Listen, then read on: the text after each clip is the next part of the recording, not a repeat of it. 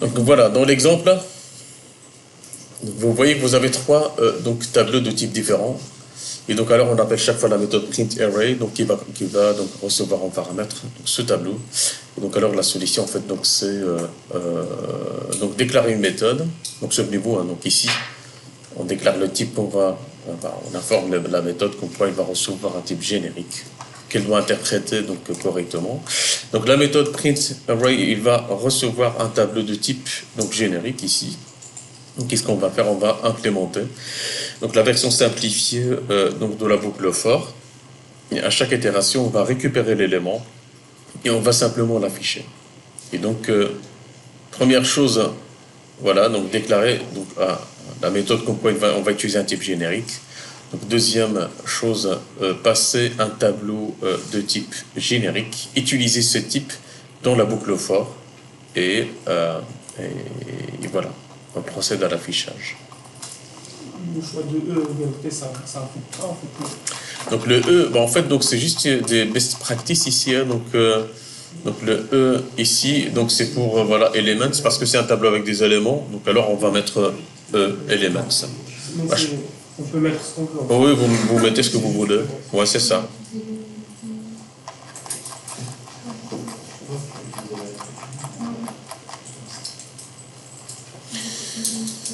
Et donc alors vous avez cette dernière notion de donc paramètres de type bornin.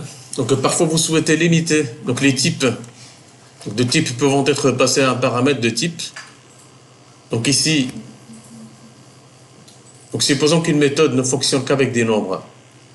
Et donc alors pour la contraindre à n'accepter que ce type, par exemple de la classe number, hein, donc on va utiliser une technique en fait, donc c'est le bound type parameters. Donc ça veut dire qu'on va simplement, on déclare notre type ici et on va ajouter le mot-clé extends, donc comparable par exemple.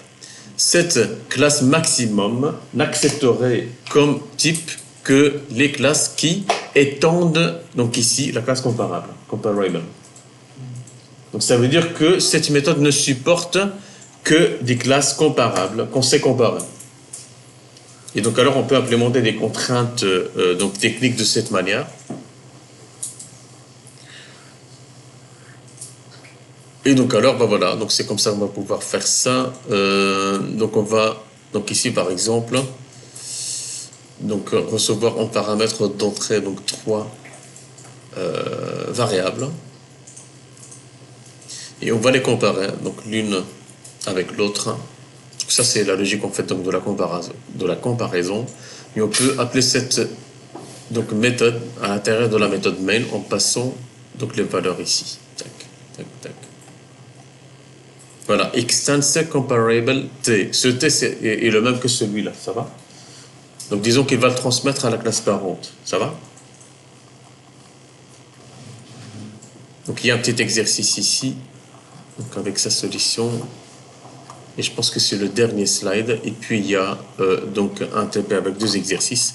Donc après la pause, on va faire voilà, cet exercice, et ensuite, donc vous allez faire les deux exercices qui sont là, ils sont relativement simples.